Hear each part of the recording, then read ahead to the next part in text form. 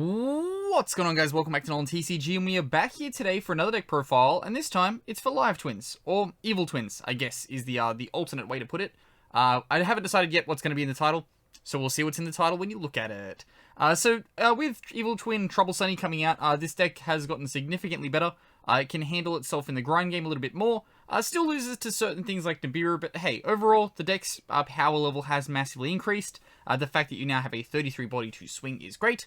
And yeah, overall, deck can pull through a couple of surprises this format. But as always, before we do get into the deck profile for this one, please remember to drop down below and hit that subscribe button if you are new here, because we are always happy to have new people to the channel. And let's get on into this deck profile. Before we do get started on this one, though, it is brought to you, of course, by yourplaymat.com, who got us our beautiful NolanTCG extra deck sleeves. These are available on yourplaymat.com, as well as you can get custom sleeves and custom playmats, so whatever you need for the current format. There is an affiliate link in the description down below that does get you a little bit of a discount on your order.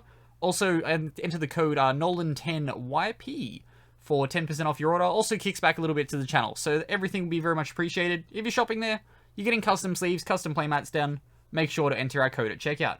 But let's get on into this deck profile.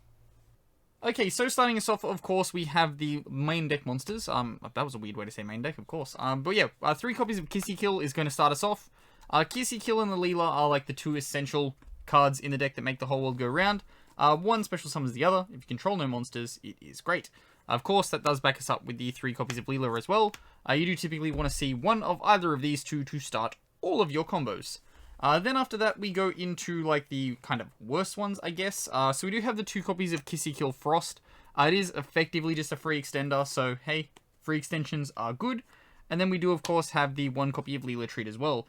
Something to keep in mind is your Kissy Kill Frost can draw you a card, which is always good. So you banish it from your graveyard when your opponent conducts a search, I believe it is.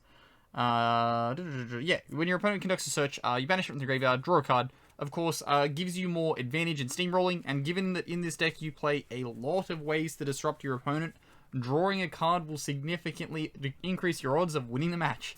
Because, hey, hopefully that means you're going to then stop something your opponent's doing. Then, of course, you do have the Leela Treat. It is the worst one, but hey, solid one of, because again, they extend and then more names to be playing. Then that does wrap us up for our Evil Twin or Live Twin kind of main deck package. We do now move into our Hand Trap line. Starting us off, of course, the most generic one. That is just 2 copies. Sorry, I may have just flashed forward one that was later on. But that is 2 copies of Ash Blossom and Joy Spring.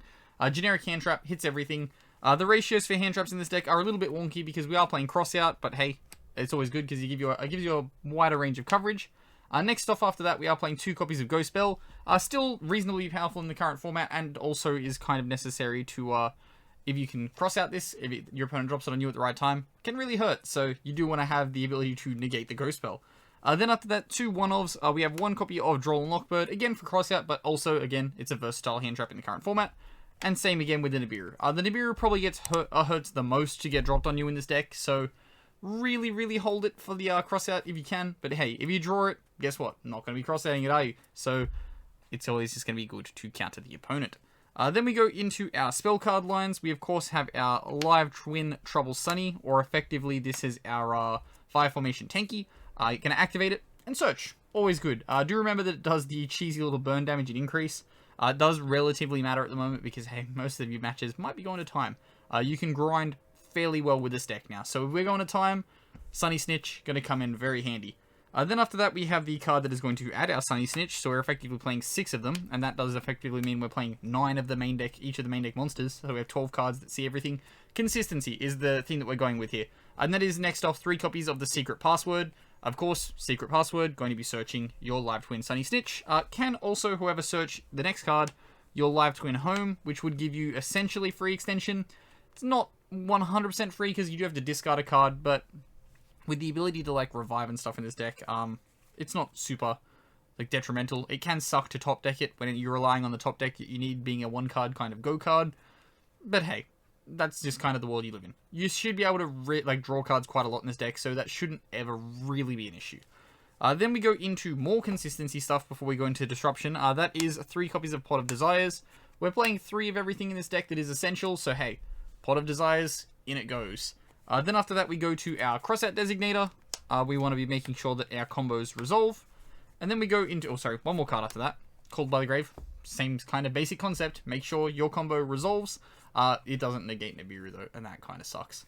But then after that, we go into 3 copies of Forbidden Droplets. We're going to be using it to negate stuff like Dragoon that we might have a tough time outing once it has activated its negation. And then 1 copy of Reborn after that rounds out our spells. Again, just free extension. The theme of this deck is draw cards, stun your opponent, extend, and just outgrind them in the end. This deck is quite a solid mid-range deck. I guess it's probably the best way to put it. It's not long-term control, it's not going to OTK, it's just a solid turn 3 to 5 win deck. Then after that, we go into our traps. We have 3 copies of Infinite Impermanence. Really good in the current format, so you do want to be playing it at 3 if you can. However, we do have 1, of course, for our cross-out target if we need to use it, and then the other 2 for hitting the opponents. And then lastly, this can relatively be any card you want as long as it's a stop or go card. I am playing 2 copies of Solemn Warning, simply because we want to stop the hard activation of a Red Eyes Fusion, or the hard activation of a Fusion Destiny. Solemn Warning is just simply the best way to do that without paying half of your life points for that Judgment, although the Judgment is relatively versatile. Okay, next off we have our extra deck, and of course, starting us off, 3 copies of the Evil Twin Trouble Sunny. Yeah, card's very good. Allows you to just summon everything back from your graveyard, do more pops, do more draws. Hopefully then you're just going to outrun your opponent. The fact that it is a 3/3 body, very, very good. It is a quick effect as well to do the tribute and summon 2 back, so hey, you can go battle phase attack with this, switch out, go into the 2 smaller ones, attack, and you have set up a relatively good board. Then, of course, after that, we are playing our Evil Twin Kissy Kills and our Leelas. So we've got the 3 copies of Kissy Kill and the 3 copies of Leela. If you're going to cut, like, you can cut one of these in each of them if you did want to, like, fill your extra deck out with more variants. But given that you're locked a lot of the time, it's not that relevant to, like, have a massive variety of stuff in your extra deck, especially when your engine is doing the job you want to be doing every turn.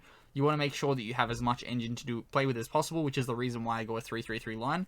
Then we do go into the rest of our Link monsters. So we are playing the Link Disciple Devotee package for the standard, like, you know, go around combo. We'll say 1 Devotee, 1 Link Disciple, 1 Link Grebo. We are playing level 4 or lower Cyburst monsters, so we may as well get into a way to negate a trap card if you then have a way to kind of completely keep extending after that. 1 copy of IP Masquerena then comes after that. Yeah, card's like solid.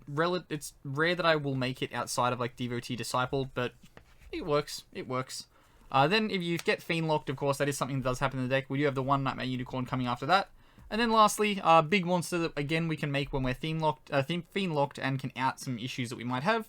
That's 1 copy of Underworld Goddess. But that does wrap us up here for the deck profile for this one. So as always, if you do have any recommendations or things you would change, do make sure to comment them down below. I am sure that there are other things that you could definitely look at changing in the deck, like maybe even including some copies of like the Evil Twin Evil Twin Trap cards. They can offer a bit of variance, but overall I felt as though just having more blanket disruption was good. You don't really want to see a handful of Evil Twin names in this deck, because that can be pretty detrimental. So I felt as though a good mix of like main deck evil, like slash live trim stuff, as well as like a bunch of hand traps and disruption was a genuinely good balance. But as always, I've been Ben from NolanTCG, and have a good afternoon, everybody.